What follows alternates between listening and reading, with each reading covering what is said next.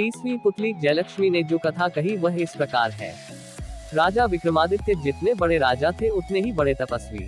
उन्होंने अपने तप से जान लिया कि वे अब अधिक से अधिक 6 महीने जी सकते हैं। अपनी मृत्यु को आसन समझकर उन्होंने वन में एक कुटिया बनवा ली तथा राजकाज से बचा हुआ समय साधना में बिताने लगे। एक दिन राजमहल से कुटिया की तरफ आ रहे थे कि उनकी नजर एक मृग पर पड़ी। मृग अद्भुत था और ऐसा मृग विक्रम ने कभी नहीं देखा था। उन्होंने धनुष हाथ में लेकर दूसरा हाथ तरकश में डाला ही था कि मृग उनके समीप आकर मनुष्य की बोली में उनसे अपने प्राणों की भीख मांगने लगा। विक्रम को उस मृग को मनुष्यों की तरह बोलते हुए देख बड़ा आश्चर्य हुआ और उनका हाथ स्वतः थम गया। विक्रम ने उस मृग से पूछा कि वह मनुष्यों की तरह कैसे बोल लेता है, तो वह बोला कि यह सब उनके दर्शन के प्रभाव से हुआ है। विक्रम की जिज्ञासा अब और बढ़ गई। उन्होंने उस मृग को पूछा कि ऐसा क्यों हुआ, तो उसने बताना शुरू किया। मैं जन्मजात मृग नहीं हूँ। मेरा जन्म मानव कुल में एक राजा के यहाँ हुआ।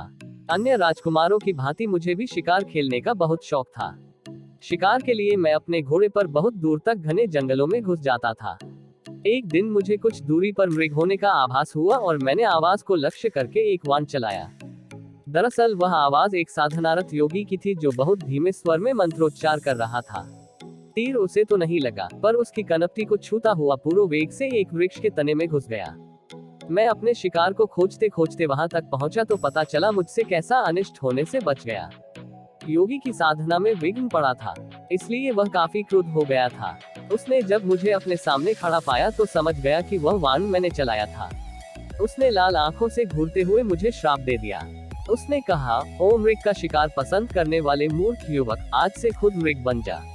आज के बाद से आखेटकों से अपने प्राणों की रक्षा करता रहे। उसने श्राप इतनी जल्दी दे दिया कि मुझे अपनी सफाई में कुछ कहने का मौका नहीं मिला। श्राप की कल्पना से ही मैं भय से सिहर उठा। मैं योगी के पैरों पर गिर पड़ा तथा उससे श्राप मुक्त करने की प्रार्थना करने लगा। मैंने रो रो कर उससे कहा कि उसकी साधना में विघ्न उत्पन्न करने का मेरा कोई इरादा नहीं था और यह सब अनजाने में मुझसे हो गया। मेरी आंखों में पश्चाताप के आंसू देखकर उस योगी को दया आ गई। उसने मुझसे कहा कि श्राप वापस तो नहीं लिया जा सकता, लेकिन वह उस श्राप के प्रभाव को सीमित जरूर कर सकता है। मैंने कहा कि जितना अधिक संभव है उतना वह श्राप का प्रभाव कम कर दे, तो उसने कहा, तुम मृग बनकर तब तक भटकते रहोगे जब तक महान यशस्वी राजा विक्रमादित्य के दर्शन नहीं हो जाएं। विक्रमादित्य के दर्शन से ही तुम मनुष्यों की भांति बोलना शुरू कर दोगे। विक्रम को अब जिज्ञासा हुई कि वह मनुष्यों की भांति बोल तो रहा है मगर मनुष्य में परिवर्तित नहीं हुआ है। उन्होंने उससे पूछा, तुम्हें मृग रूप से कब मुक्ति मिलेगी? कब तुम अपने वास्तविक रूप को प्राप्त करोगे? वह श्रापित राजकुमार बोला, इससे भी मुझे मुक्ति बहुत शीघ्र मिल जाएगी। उस योगी के कथनानुसार मैं अगर आपको साथ लेकर उसके पास जाऊं तो मेरा वास्तविक रूप मुझे तुरंत ही वापस मिल जाएगा। विक्रम खुश थे कि उनके हाथ से शापग्रस्त राजकुमार की हत्या नहीं हुई, अन्यथा उन्हें निरपराध मनुष्य की हत्या का पाप लग जाता और वे ग्लानि तथा पश्चाताप की आग में जल रहे होते।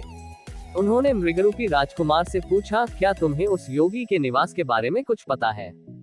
क्या तुम मुझे उसके पास लेकर चल सकते हो? उस राजकुमार ने कहा, हाँ, मैं आपको उसकी कुटिया तक अभी लिए चल सकता हूँ।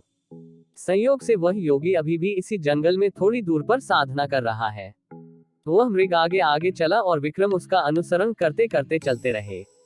थोड़ी दूर चलने के पश्चात उन्हें एक वृक्ष पर उल्टा होकर साधना करता एक योगी दिखा।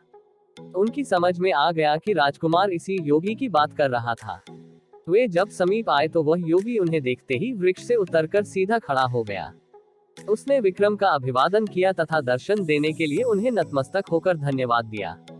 विक्रम समझ गए कि वह योगी उनकी ही प्रतीक्षा कर रहा था, लेकिन उन्हें जिज्ञासा हुई कि वह उनकी प्रतीक्षा क्यों कर रहा था।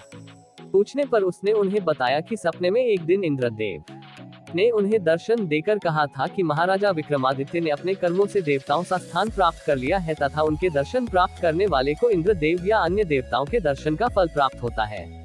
मैं इतनी कठिन साधना सिर्फ आपके दर्शन का लाभ पाने के लिए कर रहा था, उस योगी ने कहा।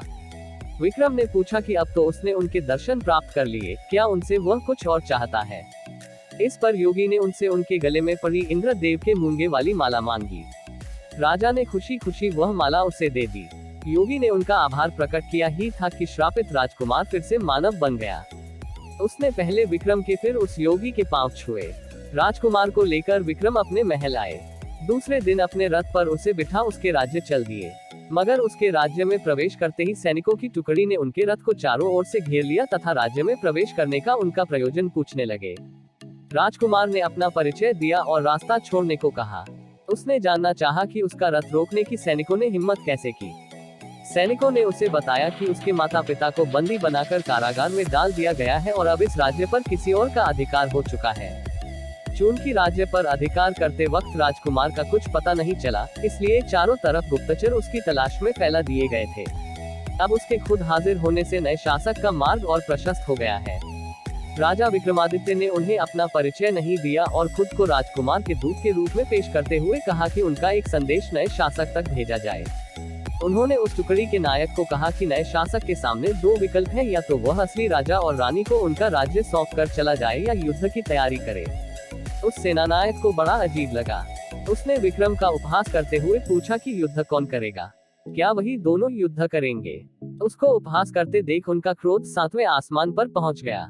उन्होंने तलवार निकाली और उसका सर धड़ से अलग कर दिया। सेना में भगदड़ मच गई। किसी ने दौड़कर नए शासक को खबर की। वह तुरंत सेना लेकर उनकी ओर दौड़ा। विक्रम इस हमले के लिए तैयार बैठे थे। उन्होंने दोनों बेतालों का स्मरण किया तथा बेतालों ने उनका आदेश पाकर रथ को हवा में उठ लिया। उन्होंने वह तिलक लगाया जिससे अदृश्य हो सकते थे और रथ से कूद गए। अदृश्य रहकर उन्होंने दुश्मनों को गाजर मूली की तरह काटना शुरू कर दिया।